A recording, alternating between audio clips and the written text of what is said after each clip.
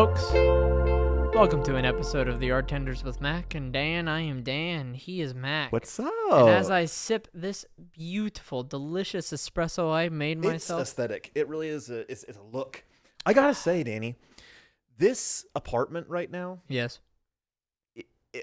I just want to paint a picture for our audience. Yeah. That the smells here are just the most iconic Danny Lavelle smells. The most iconic Daniel Arturo Lavelle smells.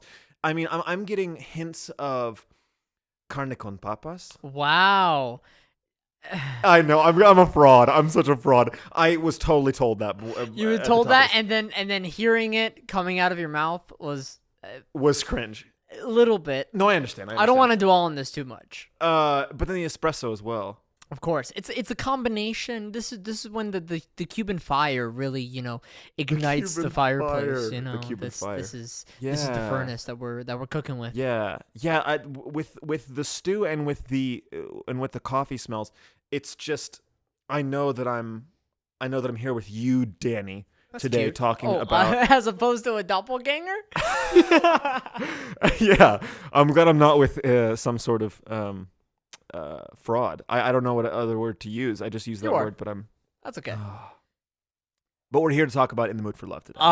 In the mood for love, In the mood Mac. for love. If in case you forgot, folks, this is a podcast where we, review pieces of art, we dissect them, and we try to learn from them as best as we can. We enhance our vocabulary and our understanding of what makes things good and what makes things bad. And so, the story behind this pick, Mac, In the Mood for Love, a film from 2000, a Hong Kong film, directed by Kar Wai Wong and starring Tony Leung, love Tony Leung, and Maggie Cheung. I figured that was most of it, was Tony Leung. Yes, so, Mac, earlier this season, you know this, we watched Red Cliff, a movie set during post-fall of the Han Dynasty in China, right? Tony Leung is the star of that film. Tony Leung is also the best actor in that film. Tony Leung is a treat to watch. Yeah, oh yeah. Then, weeks, months, not really sure, later, I'm sitting on this very same couch, and on the TV that's behind the camera that is recording us. Oh, is that weird to think about? That must be weird to think about. It is beyond the fourth wall. It is, yeah. It's directly behind. My girlfriend and I watched Shang-Chi and the Legend of the Ten Rings, which is a Marvel film that came out a few months ago. And Tony Leung is the antagonist in that film. Mm-hmm. And it's in my top 5 Marvel films. Mm-hmm. It is one of the most well-performed. I think Tony Leung makes that movie. Everybody is good in it. Mm-hmm. Like Simu Liu is good. Awkwafina is great. But Tony Leung, he takes just the trophy out of the case and he just shakes it, waves it in front of your eyes, and like, this is mine. The trophy, right? And we're gonna see how many times the name Tony Leung is said during this podcast, because he is. Should we start a counter? I think we should, but that's gonna lay on you. That's a visual editing bit. But Tony Leung plays Chow, and Maggie Cheung plays Mrs. Chan, and it is a story about two people who find their respective spouses to be cheating on one another, and it's their relationship and lack thereof that grows from their bonding because of that turmoil. And Mac, I have to, there's so many things to discuss in this film. There's a lot of things to pick out, which I really, really appreciate. And I watched this film a second time last night. And so, first of all, better the second time when you watch this film. Opposite effect of Parasite. That Parasite is better the first time. I think this movie is better the second time. Now, with that being said, Mac, what were your... I'm sorry? I would like to talk about why do you think that is. Yes. And we will. But, Mac, what were your first thoughts on this film? Because we were both going into this, viewing of this film for the first time. I had not seen this film before, but I had heard things about it. Mm-hmm. But what were your first thoughts, and I guess thoughts in general, about In the Mood for Love? In the Mood for Love, I thought that there were a lot of similarities between it and Casablanca for me, in that overall, and I might be hitting you with a sizzle serve off the top. Whoa. This is sort of off the top. I'm not sure if we've done that. Okay. Not really. But here it goes. I actually was so consumed by the technique of the film and of the filmmaking that I did not necessarily ever really get invested in. I know. Oh, no. In the characters. Oh my God. It was difficult for me to really sink my teeth into them because I was spending all of my time just thinking about each individual shot. Because everything was so, like, literally every single shot in the entire movie is so unique and methodical. Yes, but not a method that has been practiced before necessarily. Yeah, it's all angles that I have never really seen before, and it's avant-garde in that sense when it comes primarily to where the focus of the shot is. So like for many instances, talk about focus, where many instances, like obviously the character is the focus of the shot, but how the sort of camera is placed, you would know obviously because you're a human and you're watching humans at work. But off the bat, just strictly from a like picture point of view, you wouldn't know, quote unquote, that like the characters are the focal point of some shots, strictly by like composition and how they are placed. Sure, yeah. Well, but another thing that's really interesting about this movie is that for most of the movie, most of it, they make very specific decisions in terms of who has the focus, in terms of which character does. Yeah. And so much so that there are very, very, very few characters that actually have the camera focused on them throughout the story. Mm-hmm. Countless scenes where either Tony Leung or Maggie... Why are you not talking into the microphone? Because that should be a fine. That should be a fine. That wasn't on the list, Danny. Was that on the list? It wasn't on the list. I'm adding it to the list now. You're killing me. I'm going to grab the list. I actually know where the list is. I'll take the point. I'll put myself on the list. But the what was I going to say? Sorry.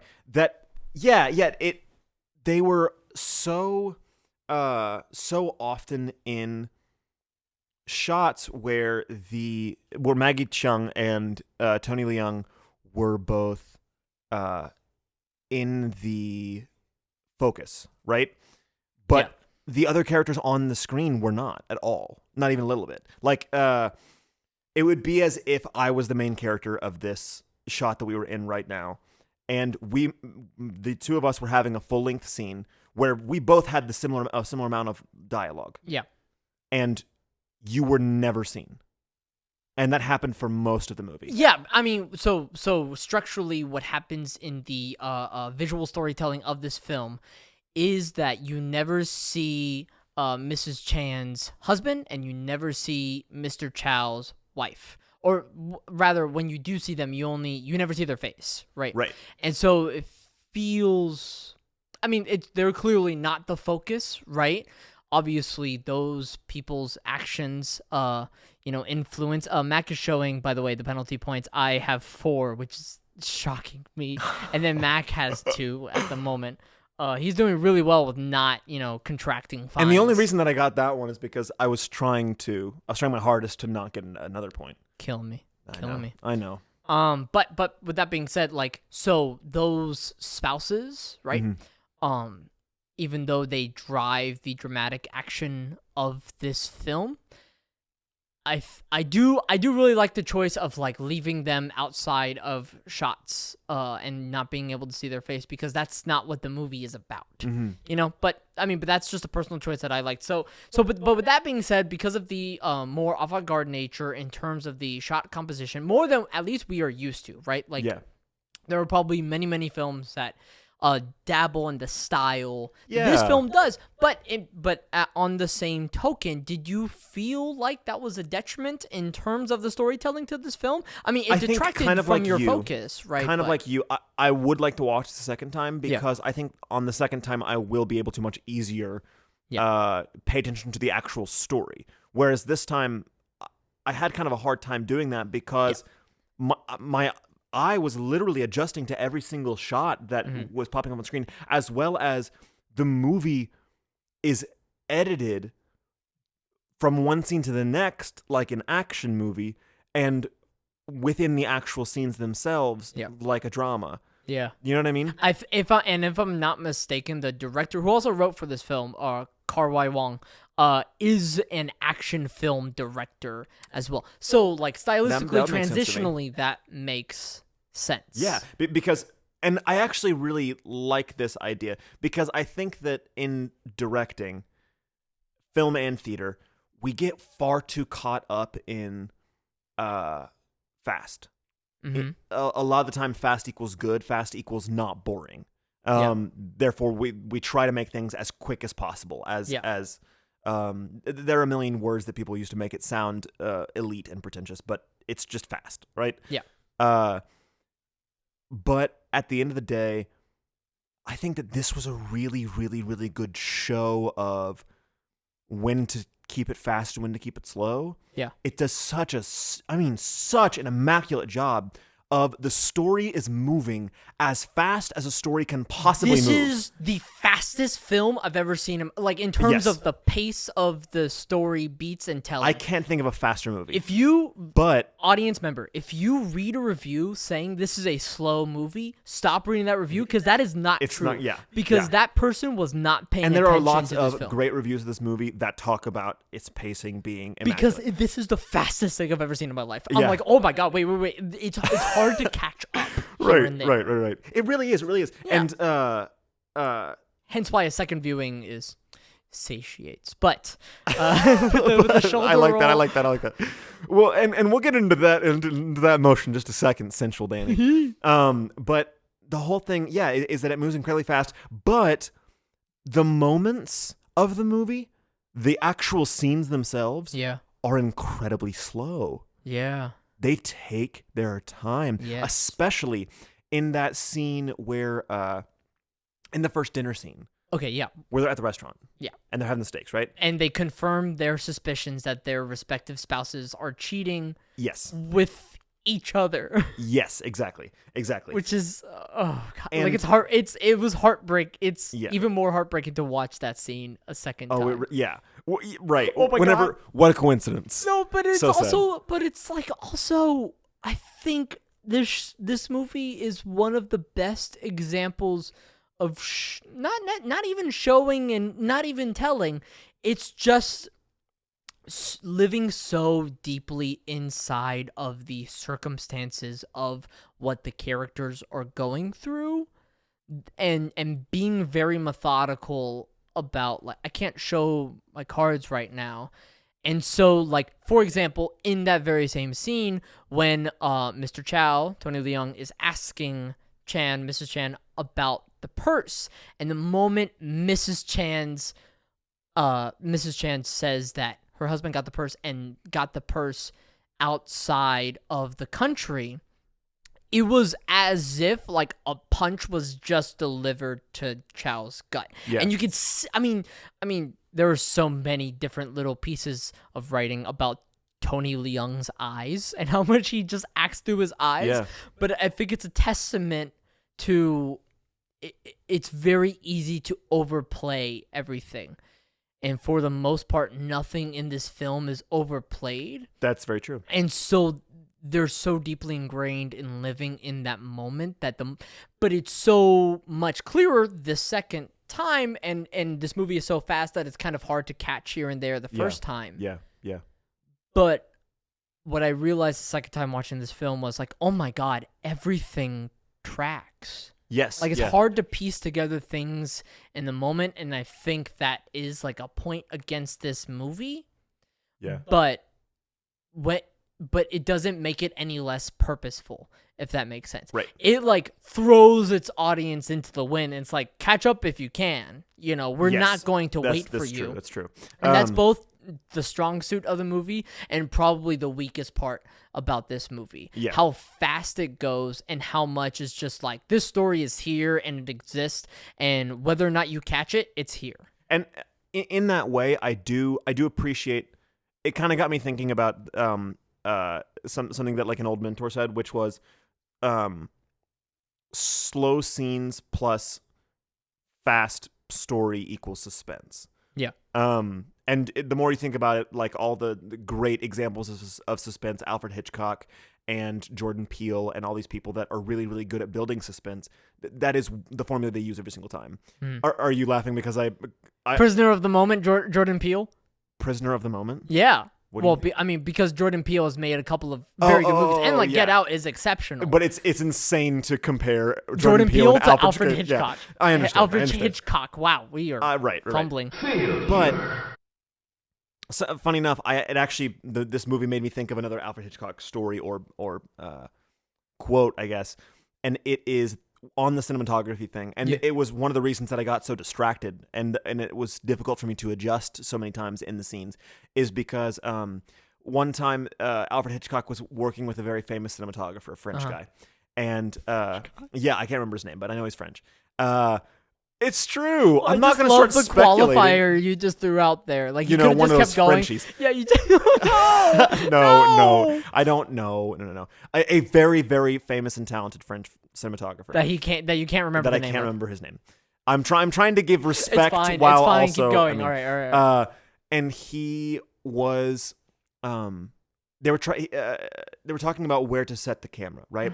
And so the French cinematographer, he was like, oh my gosh, there's this awesome angle right here in the fireplace. So like, what if we were watching them on the couch and on the chair, but the camera was in the fireplace? And Alfred Hitchcock's response to that was, okay, that's a very pretty shot, but who's in the fireplace? And the more you think about it, you're like, oh, that's interesting, because that is what Alfred Hitchcock does in terms of his cinematography. Is he wants the audience to feel like they're part of the conversation, like they're part of the story. Right. Whereas in The Mood for Love, I feel like, for instance, the restaurant scene, I feel like I am sitting at an adjacent booth, kind of watching the scene from afar. I'm not actually with the characters in the moment. Like, we are more of an omniscient viewer as opposed to being part of the right story. There. Right. Yes. So the cinematography does not serve in this movie, I don't think, to invite the audience. Yeah. It serves more to paint a picture. But I think that actually works to the movie's betterment. I did not have that thought. I mean, you explaining this to me, I'm like, oh, yeah, okay, yeah. You see like that is clearly, not clearly, but what I believe to be the case. But I think that actually works to the movie's betterment because it really actually paints further the picture of how isolated those two people are in that situation. That they're really the only people that like really know what's going on, and they are in this together, you know, and they have this sense of camaraderie that nobody else could understand but them. So I actually think it works to the storytelling of this film, right? I mean, there are so many instances. It's difficult for me right now to like see it in film. Like, I'm sure if I try to look for it, I could find it, of people just trying to get the pretty shot. It's very easy for me to identify it in theater because I've just been, in theater for a while now. Yeah. But in terms of film, more difficult for me to identify. But I don't, even though maybe Wong was trying to get a pretty shot, I never felt like a shot was not used in service of the storytelling. Right. Yeah. So I do want to make that distinction. Is that there is a difference between photography and cinematography. And I think that difference really shines through. But you can still tell a story through photography. Yes, and I think that he did an excellent job of being pristine photographer in this movie. It just took me a while in my brain to catch up with some of the pictures, because a photo, as you know, and much like a painting or something like in a museum, is meant to be sat with for a while. Yeah. And because this movie moved so fast, oh my god, yeah, you know what I mean? It was really difficult for me. Like I can't just like run past a Picasso. You know what I'm saying? Yeah. I guess was part of my qualm with it. But also something that I found super interesting about the pace of the movie is, at first, one of the first things I wrote down in the first like 15 minutes of the movie was just these two words and a question mark. Fuck transitions? Question mark? Because I'm so accustomed to and I don't know if this is an American thing, but I guess like the standard American way of movie making, which is every time that you change scenes, you either show the passage of time, or every time that you change locations, you show an establishing shot to tell me where we are now. Yeah. Funny enough, we were which was rare. Which was rare. Yeah, they didn't really ever do that. It reminds me of my sister showed me and my siblings a British game show called Only Connect recently, right? Okay. Which is awesome, by the way. Your sister loves British game shows. She does. She's just a I don't even know FYI. what it's called. I know that like someone obsessed with the French is like a Francophile. I don't know if there's like you and the French a British. Today. I know, but I think there's like a British equivalent, like I'm just gonna make one up. And you're gonna say the British equivalent's better. Britophile. No, I'm not gonna say it's better. No. I'm just saying that's what my sister is. And so she showed us this British game show called Only Connect. And in the show, there is a time where basically this team is standing on the equivalent of like a Family Feud type stage, right? Mm-hmm. And but there's only one booth. There's not like they're not facing each other. And after the round is done, they just cut directly to a shot of the other team playing. They don't have any sort of transition like, all right, now let's welcome the next team. It's like the next round just starts. And they don't have them walking off or walking on. And it's jarring. I was like, oh my God, where'd they come from? Because I'm used to being told whenever a person is leaving a space, whenever someone's entering a space. Not a thing in this movie at all. It would just jump from one scene to the next, and I grew to like it, but at first it did frustrate me. Well, and the thing is, we're not trained for that. That's exactly right. That's the and thing. I'm wondering if that's an American thing, or if that's like because this movie is so unique and special. Or modern filmmaking in general. You know? Yeah. Well, but like we didn't have that experience watching other foreign films. We've been watching a lot more foreign stuff this season, right? True. We watched Dynasty Warriors, we watched Red Cliff, we watched Parasite. Dark. We are about to finish Dark. Yeah. Right? That's a lot of time spent. Actually, I think that's a majority time spent and then, on. and then even considering last season. Oh, Randy Feldface. Randy, it's a stand-up show, but like Siberian Lady Macbeth. Oh yeah. Right. Or Seven Samurai. Actually, no. Also Seven Samurai. Right. So, yes, you get used to it as the film goes on. I think the transitions themselves, we're talking like fades to black that are like really boring, and they're like those like fades in between the scenes. Yeah. That I thought were like, that just doesn't look good. Right. But in terms of like setting the scene, right, we got used to it. Yeah. Right. And then it's also a matter of, okay, this character is wearing different clothing, and then you can tell from the dialogue that there has been a passage of time. Yeah. Like, so there are still the context clues within the script. Right. That it works fine. And so and it teaches you like, oh, so those sort of shots are not really necessary. We kind of had that experience with Casablanca, where instead of like setting up scenes with geographical locations, they set up scenes and transitions of time with snippets of like random characters and what they're talking about, and that's how they set the scene and the stakes for the setting. You know, you're right. But I will also say, in terms of setting the scene, that I did have a very difficult time getting a geographical sense of what the space looked like, which was frustrating because I was able to understand it from like a mental point of view of like, okay, so they live next to each other and they're living in these like rooms in these apartments, but like what is that like structurally, what does that physically look like?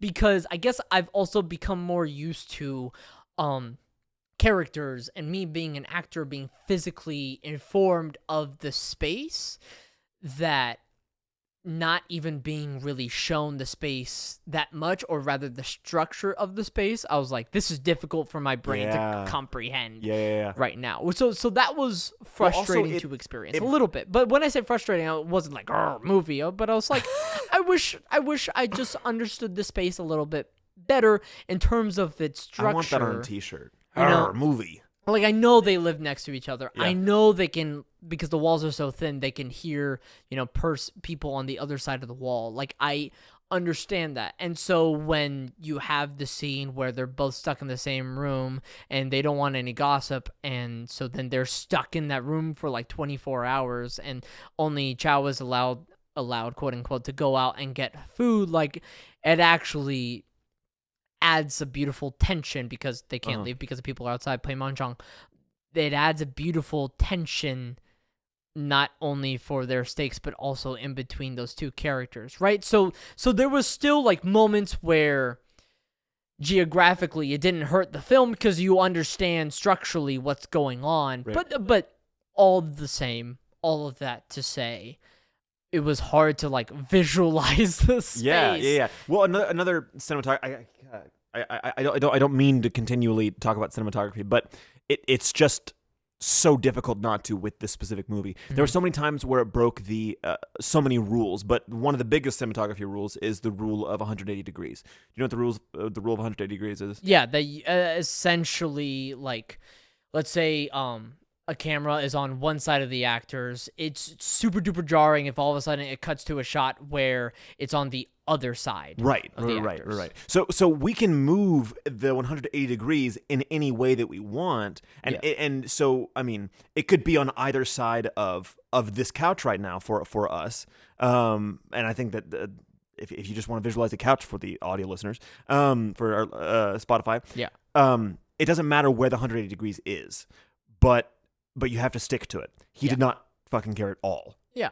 And that was difficult to adjust to as an audience member, I gotta say. Once again, like another thing, this is a movie that's super duper difficult to adjust to. Right. It is a movie that you do not show to someone who isn't privy to this, right? Right. You don't just casually show this movie. Like, there are movies like Casablanca and Seven Samurai that you can casually show to someone and they'll get it, right? Yeah.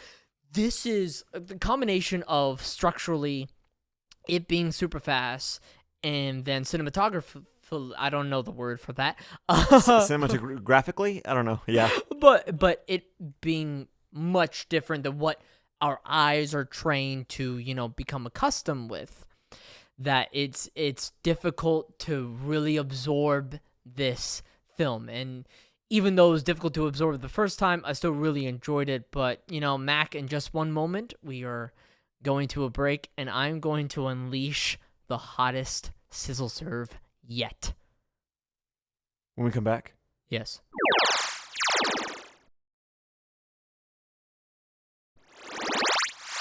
Dan, you better get your butt over here because we're starting the podcast. Hello.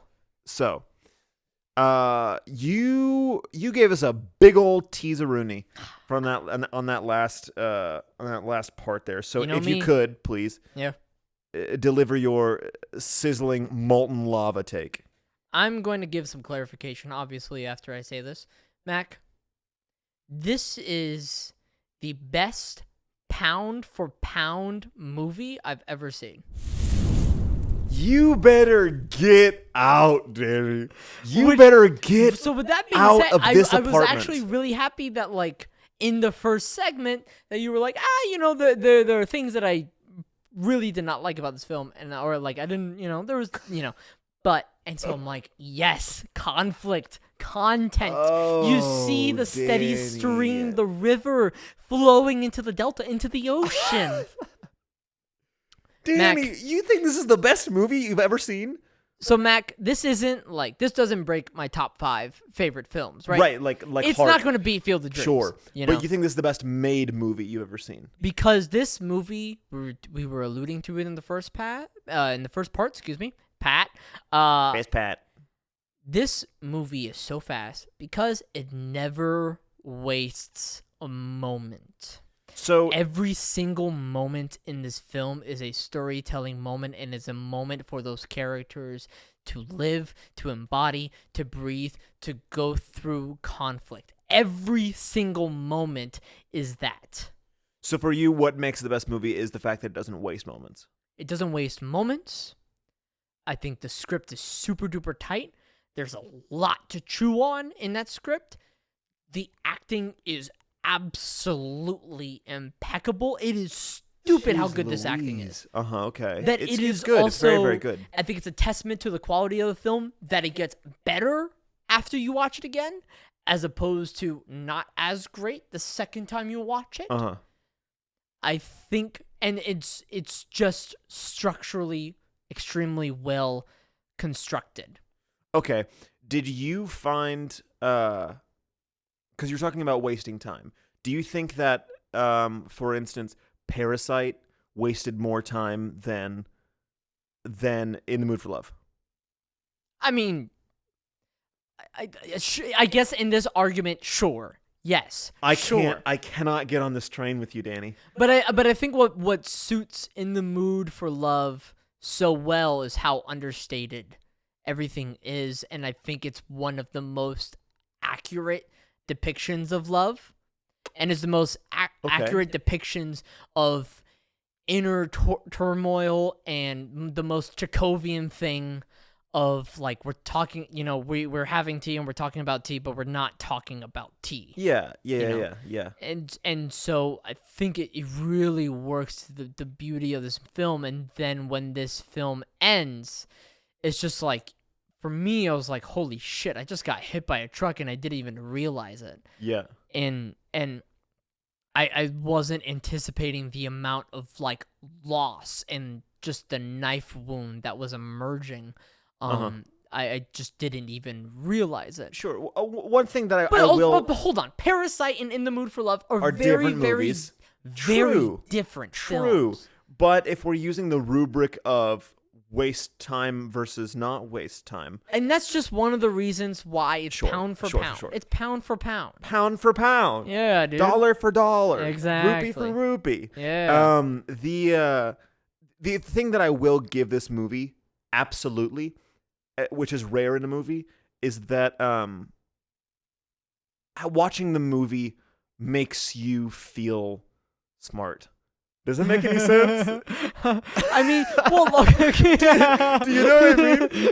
Like, as you're watching it, you're like, wow. We have reached peak Artenders. You know what I mean? Like, but like you're I think it's a very honest critique. It's true. Okay. Everything that we watch and consume and listen to, play, whatever, we're learning stuff from it. And so I guess, but you felt the most of it from this? Yeah, I will say more than anything that we've ever consumed. Watching this, I was like, ooh, like I'm an artist watching this artistic movie. It felt like everything that every film festival wants to be, but could never be. Yeah, it's what Lamb wants to be, but it could never be. You're exactly right. Oh my God, it's exactly it. Yeah. Yeah. It's what Lamb wants to be, and it absolutely cannot You're be. absolutely correct. Yeah, and I actually, funny enough, I saw recently a trailer for, I think it is okay. I know. Yeah, way to get there. It's a Willem Dafoe movie. Okay. And it's basically like rip off Green Knight. Okay. Rip off Green Knight. It's the exact same thing. It's like medieval, same style. The Last Duel. I think it is also another like Canterbury Tales type story. Point being that it just frustrated me that this style, or sorry, that this mode of cinematography, or like the way that they shoot these movies in this like weird kind of childish way, is now such a like high-end style that is, you know what I mean? No. What do you mean childish way? What point are you trying to tie in with this? What's going on here, Mac? It's frustrating to me because I think that artsy movies or like art house indie like high-end movies, I don't know any other way to say it, that is floating further and further away from like sensical and driven storytelling. Okay. Yes. You know what I mean? Yeah. An example that's excellent is Lamb. Yeah. Another, I think, decent example is actually something like the Florida Project. I'm trying to think of things that we've talked about on the show. Yeah. That those are both coincidentally and also not coincidentally A24 films. Yeah, it's very clearly a style, but also just types of films that you would not necessarily see in a theater more than you'd see it in, Yeah. Cannes or Sure. the Toronto International Film Festival. Okay. So that's frustrating to me. And so I do appreciate this movie. All of its artistic glory is purposeful. But the thing is, to bring to a point finally that you mentioned in the first part, you're not that ingrained into the characters. Is that correct or incorrect? That is correct. On the first watch, I'm not insanely attached to the characters. Okay. I'm impressed with, like I said in the first part, all of the technique is phenomenal. Okay. But because I was so focused on the technique, my brain took over the experience rather than letting my heart take some of it. So you believe or ascertain that it's a directorial issue that detracted you from the characters as opposed to like something in the script. Yeah, no, the script is awesome, and I think that the actors did a fantastic is really job. Awesome. Yeah, it's definitely directorial. It's a living embodiment of like table work can do wonders for anybody. Yeah, because I imagine the first read of the script is like nothing's happening, and then you realize, oh my god, everything is happening at every single moment. Right. Well, okay. So you're talking about earlier the cinematography and how the transitions are so quick because he was able to find more efficient ways to tell us about the setting, to tell us about the time, which is nice. But also sometimes the setting is not relevant. Exactly right. That's what I mean. Like he only gives you exactly as much as you need for the story to make sense, right? Exactly. And that's great. I think one of those things is the fact that it was shot like a movie made in the 1960s. But it was released in 2000. But it was also a film set in the 1960s. Right, that's what I mean. Yeah, like that was shocking to me. I really thought that this movie was going to be dated a lot earlier than it was. Yeah, because I don't know why I wasn't even thinking about Tony Young. I know that he's a more relevant and like current actor, but yeah, whenever I googled this movie and saw 2000, I was genuinely shocked. Because they do such a good job of... Because it feels anachronistic, in a way. Anachronistic? What do you mean?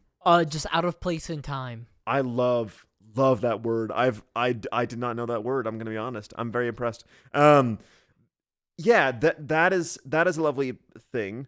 But also, it's not just a setting thing. He does such a good job. The director does such a good job of using it. We were talking about how Casablanca uses black and white. Yeah. Like, even if Casablanca was made nowadays, it would still be best served in black and white. Yeah. Yeah. All of the especially lighting choices of this movie, the movie is lit like a black and white movie. Mm-hmm. Like, it's funny because it's obviously filmed but it uses color to its effectiveness. You know? Absolutely, I mean, just... I'm not talking about color, I'm talking about light. Okay, sure. Sorry. Yeah. Sorry. Sorry. I didn't mean. I'm so sorry. Oh my god! I didn't realize I was stepping on your toes. I didn't mean to be volatile. Asshole. I am. I'm sorry. But although the cameras that were used were clearly cameras and equipment from like that 60s, 70s era that they're trying to induce, all of the lighting was actually very pre-60s.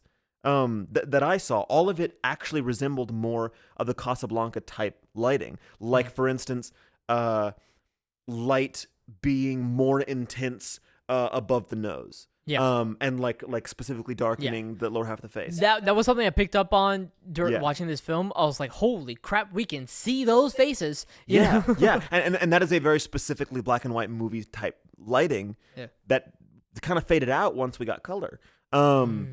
And that, as well as not necessarily like the way that he played with shadows, it was just interesting. I And Reflections too. Reflections was a big thing that I realized during this film. Yeah. The usage of mirrors, not necessarily anything that I haven't seen before, but it was like a consistent usage, and just like once again playing with shots that were still in service of the storytelling.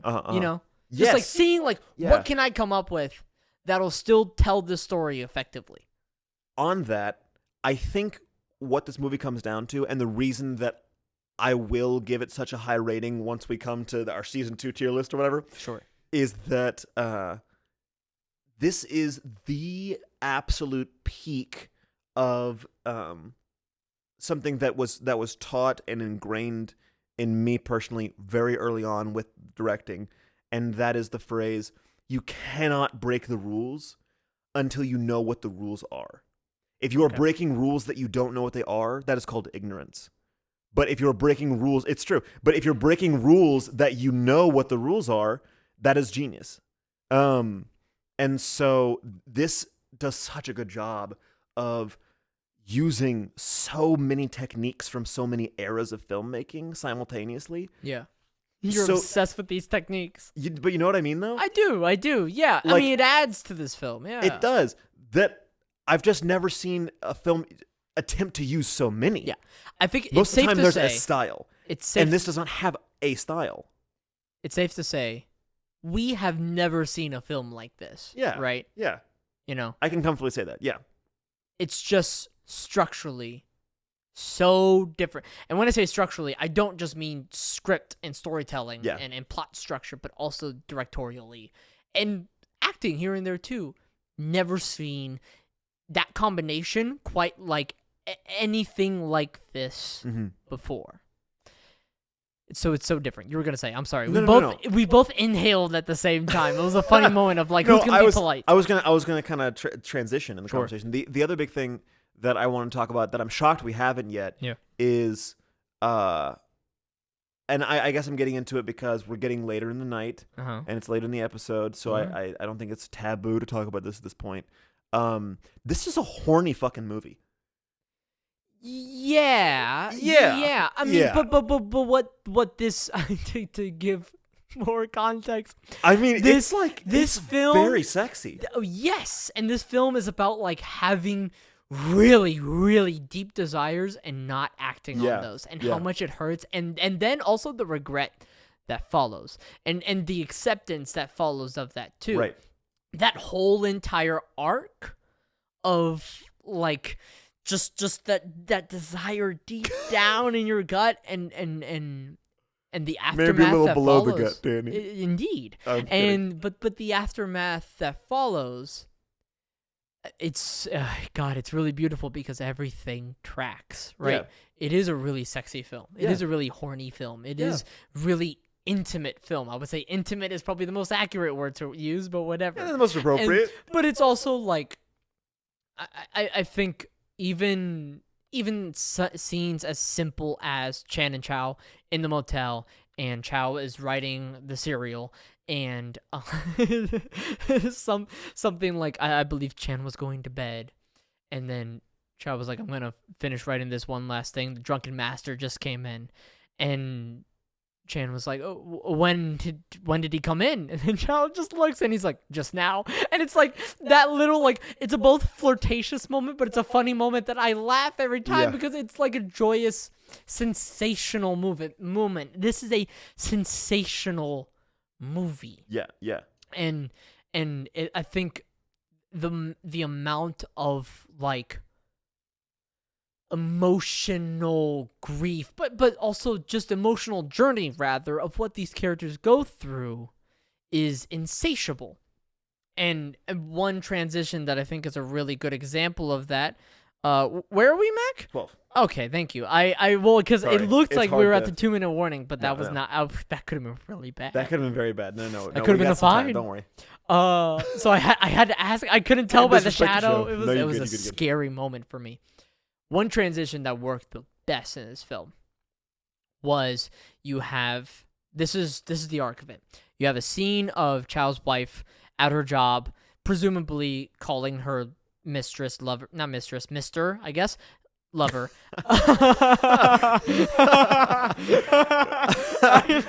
Mister, I guess. That's good. That was the thought journey in the moment. Anyways, I could so, yeah. But that, like, I think that's appropriate, yeah. Yeah, Mister. but like I'm working a short shift. I'll see you later. Then immediately Chow coming in and asking about her to her boss and like, "Oh, you didn't know? No, like she was working a short shift. She's gone." And then he's like, "Oh, then, she's probably home." And like you could see the smile on his face. Immediate transition of him like outside the alleyway, just as if like somebody killed his dog. Yep. Because but he hasn't fully figured it out yet. But at that moment, he's really suspecting the worst. And then there's another scene too. The movie drops so many hints, and it's impeccably done. Where Chow was talking to Mrs. The owner, maybe Mr. Koo, I don't remember who, but accidental rhyme. And he walks out of like Chan's living abode tenement structure thing, and the first time I was watching it, I'm like, oh my god, he's sizing her up. Not true. He noticed the purse that she had on her, and like it's in the script as well. He talks about it later on, so I don't know why I thought that, right? But everything is right there in the script, and everything is right there for the characters, and everything is done by the actors. Uh-huh.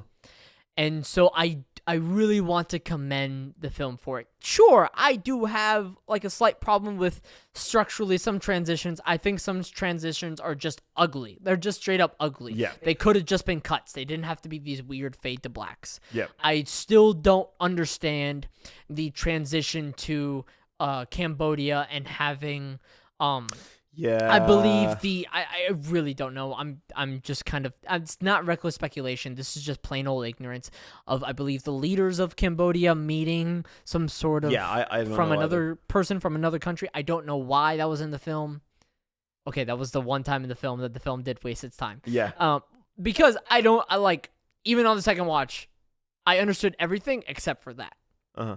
But with that being said, like, I do think pound for pound, this is the best film I've seen, and because it's the combination of all of those aspects. Yeah, right. It's not because of one individual thing. I think I haven't seen a film nail that combination like this one. Sure.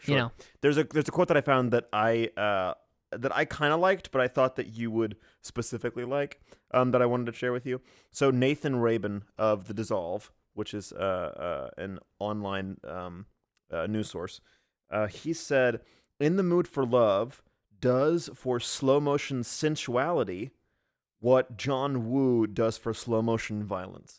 Nice. I thought that was kind of funny. The second I read that, I was like, oh, Danny would love that. Isn't it great that we saw In the Mood for Love and we saw the John Woo film Red Cliff? Yep. And we're informed, because that's absolutely true. Thank you for bringing that up. What did you feel about the slow-mo segments of this film? Oh, I thought they added. I loved them. God, they were so good. Yeah, no, because they are like literally slow, but it does certainly add to the sensuality. The simple looking at each other when they're walking up and down the stairs for the noodles. Right. Like, slow moments plus fast plot equals suspense. Exactly. It kills every time. Yes, but then when you introduce slow-mo in a movie like Justice League, Zack Snyder version, it's like 10 minutes of it. Sure. It makes me want to, perform an Oedipus Rex. Yeah.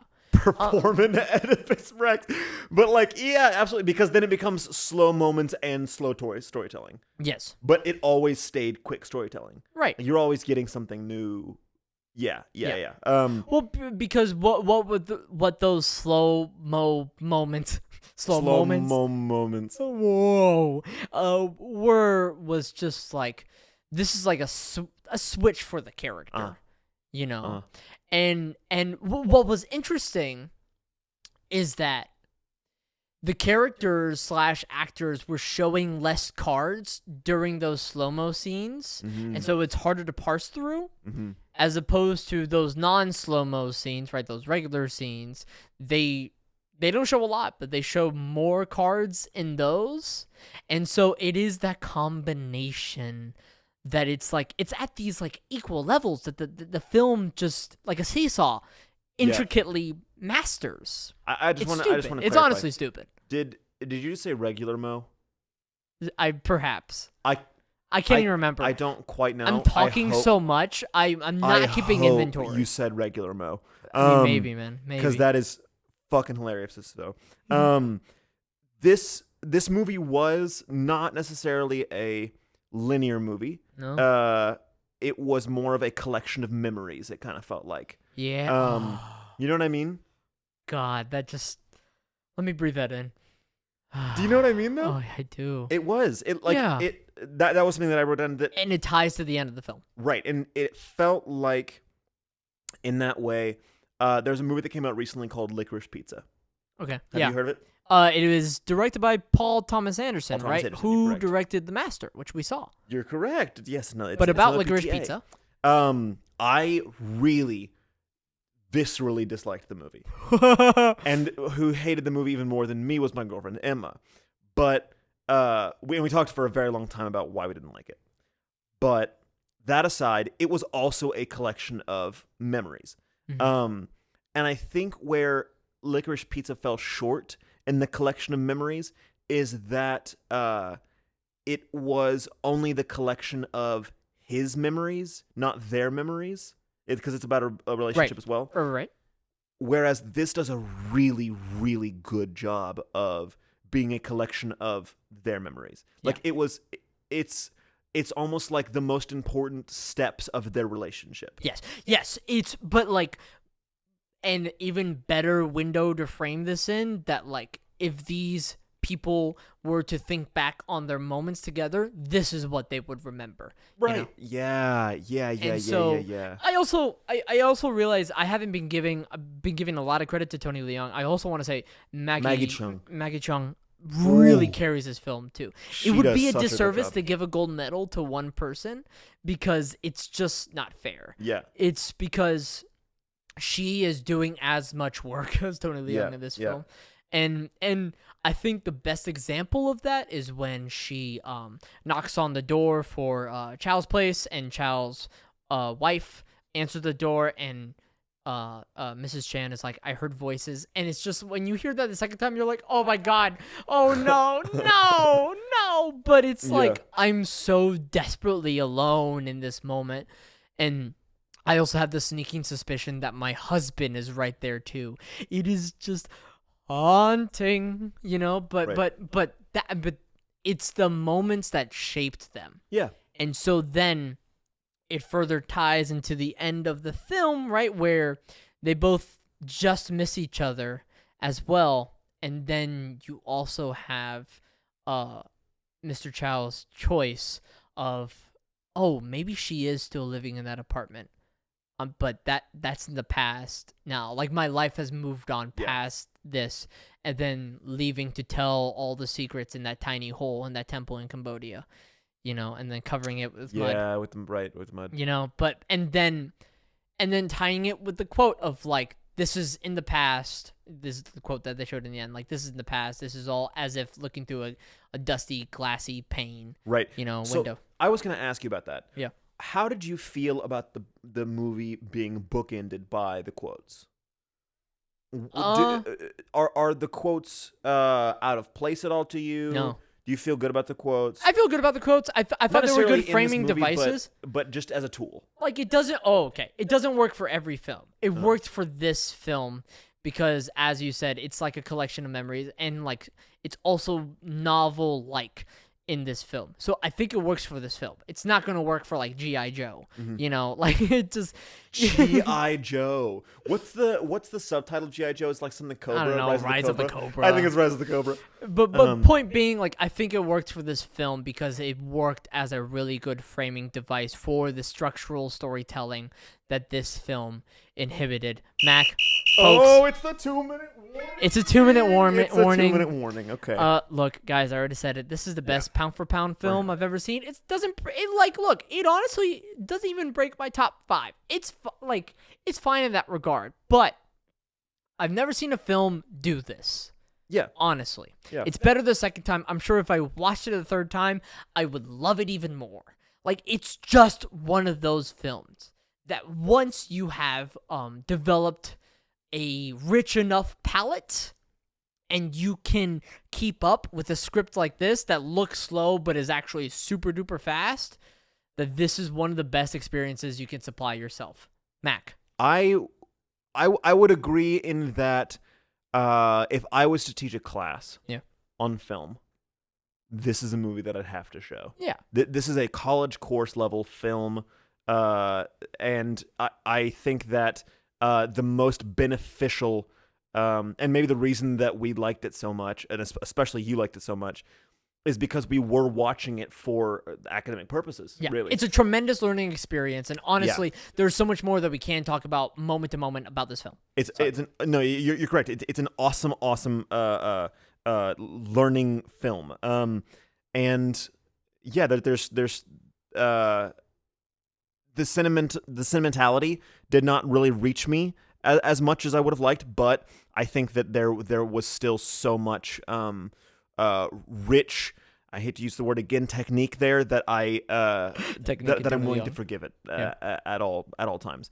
Yeah. Now, Danny, what we're talking about next time is do I even have to? It's not even a reveal, really. It's Dark Season 3. Yeah, it's the final season of Dark. So we're gonna watch Dark Season 3. Yeah, and we'll go back to you then. Hello. Thank Goodbye. you. Bye.